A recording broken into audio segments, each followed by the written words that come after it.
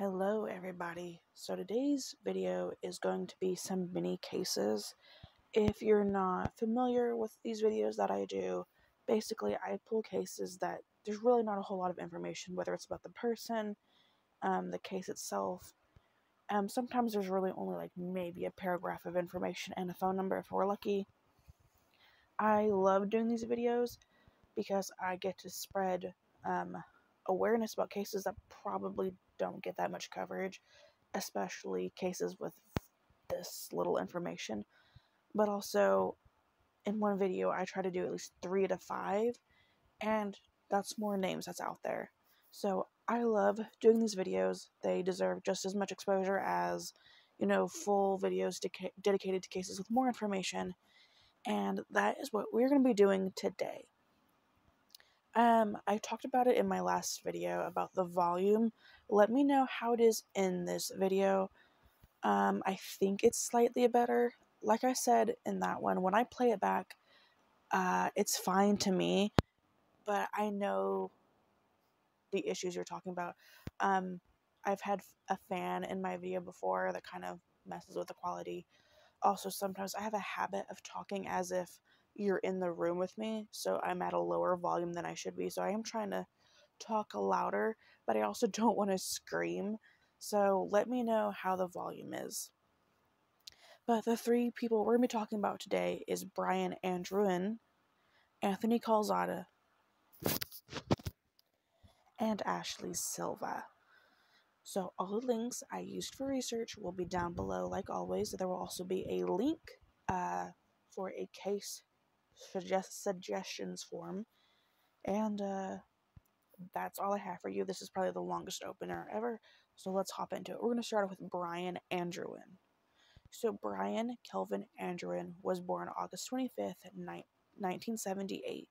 So he was 16 when he would go missing from Chicago, Illinois.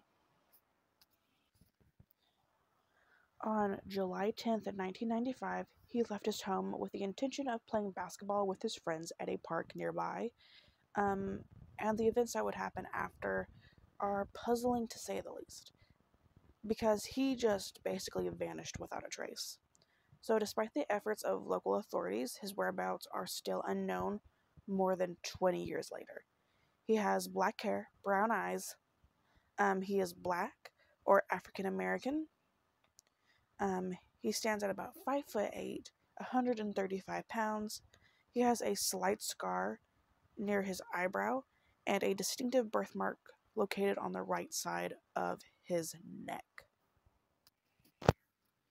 We do have an age progression photo of him as a 30-year-old, and the number for him, if you know anything, is 1-800-THE-LOST, or Chicago Police Department for Illinois, 1-312-745-5020.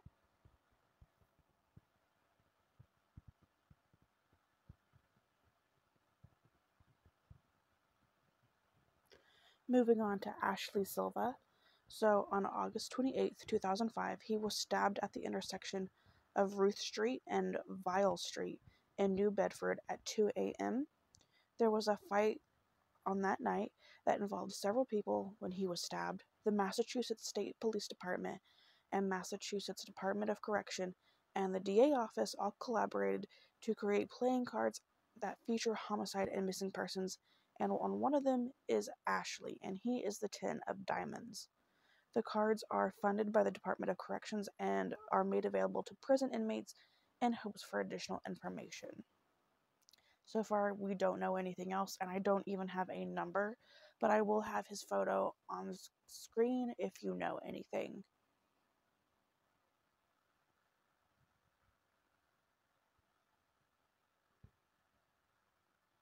And to finish this video off, I know this is probably one of the smallest videos I've done, is Anthony Calzada. So Anthony Freddie Calzada was born September 16th, 2004, and he would be 19 today. He went missing from Fort Washington, Maryland on November 13th, 2008. His case is classified as a family abduction. He disappeared from Fort Washington on November 13th, 2008, like I said.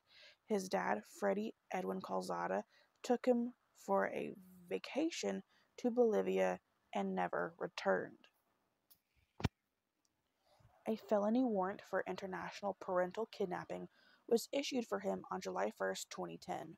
Freddie was born July 19th in 1970, making him 38 at the time of the abduction, so his father. He is described as Hispanic at 5'9" and 165 pounds, with graying black hair and black eyes.